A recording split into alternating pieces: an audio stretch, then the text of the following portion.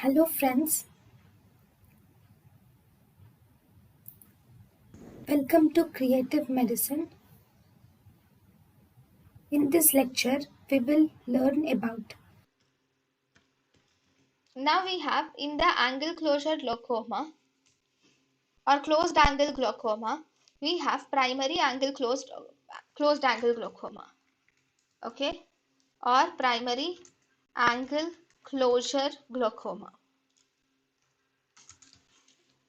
Right, in primary angle closure glaucoma, here the patient has same features of intraocular pressure changes, fundus changes, and the field changes. All these are present.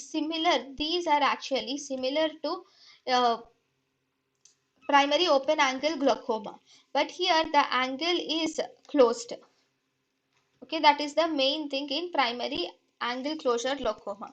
So all the symptoms are completely similar to that of primary open angle glaucoma, but angle will be closed in primary angle closure glaucoma. thank you and thank you for watching.